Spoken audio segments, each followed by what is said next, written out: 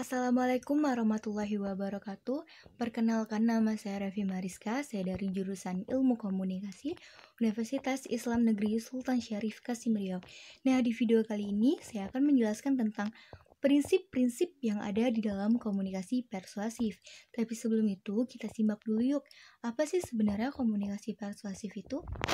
Nah, adapun definisi komunikasi persuasif adalah komunikasi yang bertujuan untuk mengubah atau memengaruhi kepercayaan, sikap, dan perilaku seseorang, sehingga bertindak sesuai dengan apa yang diharapkan oleh komunikator.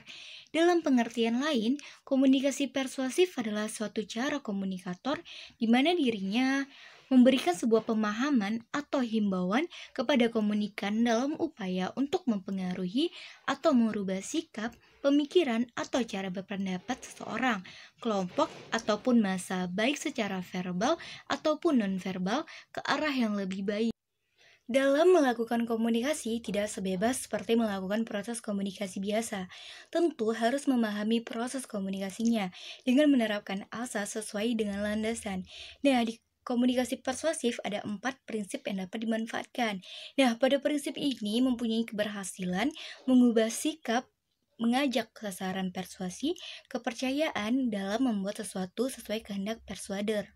Adapun 4 prinsipnya yaitu, yang pertama prinsip pemaparan selektif, yang kedua prinsip partisipasi khalayak, yang ketiga prinsip besaran perubahan, dan yang terakhir prinsip inokulasi. Yang pertama, prinsip pemaparan selektif. Pada prinsip pemaparan selektif menyatakan bahwa pendengar atau khalayak mengikuti hukum pemaparan selektif memiliki 2 bagian, yakni yang pertama, komunikan akan memiliki tingkat pemikiran yang tinggi, dirinya pasti akan secara otomatis aktif dalam mencari sumber pesan yang didapat, dengan tujuan untuk memperkuat keyakinan, memperkuat pendapat, dan juga tindakan mereka. Yang kedua, komunikan yang memiliki tingkat pemikiran yang kritis. Apabila dirinya mendengar sesuatu pesan yang dianggap tidak benar, maka mereka pasti akan secara otomatis pula menolak sumber yang didapat, dengan tujuan agar tidak terpengaruh oleh komunikasi yang disampaikan oleh komunikator. Prinsip yang kedua yaitu prinsip partisipasi khalayak. Maksud dari khalayak adalah sasaran persuasif atau komunikan. Komunikasi persuasif bisa efektif apabila khalayak ikut andil pada proses komunikasinya, saling terlibat antara pembicara yang bersifat transaksional. Dapat dikatakan berhasil komunikasi persuasifnya bila pesan yang disampaikan kepada persuader memiliki respon positif sesuai dengan sasaran persuasif. Lalu persuader melayani respon yang dibuat, sehingga khalayak akan aktif melalui interaksi tersebut. Yang ketiga ada prinsip perubahan. Nah, prinsip besaran perubahan. Prinsip tersebut menyatakan bahwa semakin penting dan semakin besar perubahan yang diinginkan persuader, maka tantangan yang dihadapi oleh persuader semakin besar pula untuk mencapai tujuannya, yaitu perilaku sasaran, opini, dan mengubah sikap persuasif. Nah, prinsip yang keempat sekaligus prinsip yang terakhir adalah prinsip inokulasi.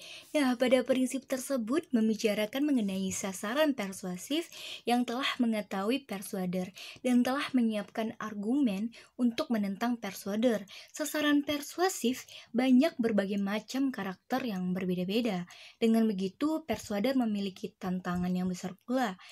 Perlu menyiapkan argumen yang matang, sehingga dapat membalas dan menjawab argumen dari sasaran persuasif yang sifatnya menentang pada proses komunikasi persuasif yang akan dilakukan.